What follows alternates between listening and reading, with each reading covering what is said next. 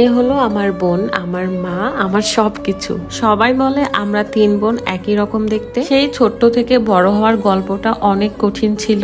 আমরা সব বিপদে একে অপরের পাশে থাকতাম, একে অপরের মা ছিলাম আমরা। আর এই কঠিন গল্পকে সহজ করতে আল্লাহ আমাদের কাছে ভালোবাসার মানুষ দেয়। শুধুমাত্র এখন একজনকেই মিস করছি, সেটা হলো আমার বড় বোন। সে থাকলে আজকে আমরা 3 জন একসাথেই থাকতাম। আজকের দিনটা খুবই স্পেশাল। বহুদিনের মান অভিমানের পর আমার হাজবেন্ড তার বন্ধুকে পেয়েছে। আসসালামু আলাইকুম। আমি জানি আপনারা অনেক বেশি খুশি হয়েছেন 2 বোনকে একসাথে দেখে। 2 বোন মিলে আজকে মনে সুখে ঘুরে বেড়াবো। তো ঘুম থেকে উঠে আগে আমি ওজন কমানোর যে চা, অর্গানিক স্লিমিং টি, সেটা খাবো। বানানো অনেক সহজ। ফুটন্ত গরম পানিতে 1 চামচের মতো স্লিমিং টি দিয়ে 3-4 মিনিট ফুটিয়ে ছেঁকে নিলে হয়ে যায়। ওজন কমাতে খুব ভালো কাজ করে এই চা। যাদের থাইরয়েড, ডায়াবেটিক্স আছে তারাও খেতে পারবে। এই চায়ে কিছু উপাদান রয়েছে যেটার কারণে আমাদের শরীরের অতিরিক্ত চর্বিটাকে শুষে নিয়ে আমাদেরকে স্লিম রাখে, সাথে ওজন কমায়। ইউনিক কালেকশন ফেসবুক পেজ থেকে আপনারা চাটা পেয়ে যাবেন। পেজটা ক্যাপশনেই আছে, চেক করে নেবেন। আর এই যে সুন্দর সুন্দর গাউন পরে আছে, এটা আপনারা dress by Nishu Facebook page থেকে পেয়ে যাবেন। আমাদের কঠিন গল্পকে সহজ করতে আমাদের কাছে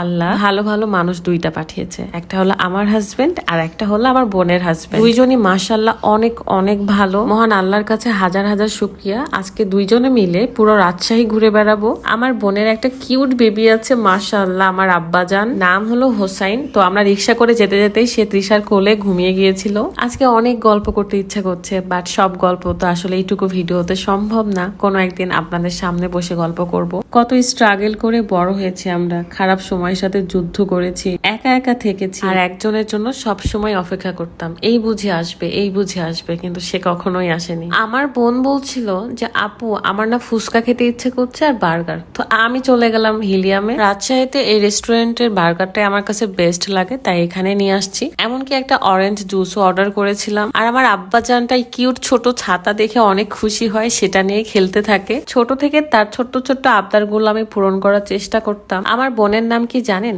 তিথি, বিথি অ্যান্ড তিথি। আমার বড় বোনের নাম ছিল কোহেলি। অনেক বেশি মিস করে তাকে। তারপর চলে আসলাম রাজশাহী টি বাদে। ওইদিকে অনেক বেশি জ্যাম ছিল, তাই এখানে এসেছি। নদী দেখে তো আমার প্রাণ মন সবকিছু ঠিক হয়ে যায়। এরকম নদীর ধারে এসে বসে থাকতে কার কার ভালো লাগে? আমার তো ভীষণ ভালো লাগে। আমার মন খারাপ থাকলেই চলে যায় নদীর তীরে, না হলে কক্সবাজার। এত গরমের মধ্যে এই গাউন গুলো পরে অনেক বেশি আরাম, তাই 2 জন মিলে আমরা একই রকম ড্রেস পরেছি, বাট কালার চেঞ্জ। ছোটবেলায় তিথিকে আমার ছোট মেয়ের মতো করে মানুষ করেছি। এরকম যে রান্না বান্না শেষ করে যখন স্কুলে যেতাম তাকে নিয়ে যেতাম, আবার তাকে নিয়ে আসতাম। সে তার সব মনের কথা আমার কাছে শেয়ার করতো আর আমিও করতাম। সময় কত তাড়াতাড়ি চলে যায়, সময়ের সাথে সাথে গল্পগুলো চেঞ্জ হয়ে যায়। আমার হোসাইন আব্বুর জন্য সবাই দোয়া করবেন, আমার বাচ্চাটা। এরই মাঝখানে আমার অনেক ভালোবাসার মানুষদের সাথে দেখা হয়ে যায়, খুবই ভালো লাগে। তো ভাবলাম 2 জন মিলে কিছু পিকচার তুলে এটা স্মৃতি হিসেবে রেখে দিই। স্মৃতি ছাড়া তো আমাদের জীবনে আর কিছুই নেই। কিছু মানুষের স্মৃতি নিয়ে বেঁচে থাকতে হবে সারা জীবন। আমরা জীবনে অনেক অনেক বেশি খারাপ সময় পার করেছি, কষ্ট করেছি। এখন আলহামদুলিল্লাহ ভালো আছি। তো আমি তিথিকে আদর করছিলাম দেখে বাবু এসে বলতেছে এটা আমার আম্মু, আদর করতে দিবে না, সেও জড়ায় ধরতেছিল। আমি যখন কলেজে পড়তাম তখন একবার এসেছিল তিথি, একবার না 2-3 বার এসেছিল। তো তখন তাকে ঘুরিয়েছিলাম পুরো রাজশাহী। আর আগের রাজশাহীর এখনকার রাজশাহী তো অনেকটাই চেঞ্জ, অনেক উন্নত, অনেক সুন্দর। পুরো রাজশাহী মোটামুটি রিক্সা করে ঘুরিয়েছি। তারপর তিথির পছন্দের ফুচকা খেতে চলে আসলাম রাজশাহী নিউ মার্কেট গল্প কথায়। তাদের একটা শাখাও করেছে, মানে খুব সুন্দর ডেকোরেশন করে গ্রাউন্ডে এই রেস্টুরেন্টটা বানিয়েছে। তো সেখানেই বসলাম। বোন যে কি জিনিস, যাদের বোন আছে তারাই জানে, আর যাদের নেই তারা তো বুঝবে না। তবে অবশ্যই বোন জিনিসটাকে মিস করবে। আমরা রেগুলার না হলেও 2-3 দিন পর পর একে অপরের খোঁজ খবর নিই। এটা ভেবেই অনেক শান্তিতে থাকি যে আমার বোনের হাজবেন্ড তাকে অনেক ভালোবাসে, অনেক টেক কেয়ার করে। আমার বোনের খুশি তো আমার খুশি, আমি ভালো থাকি।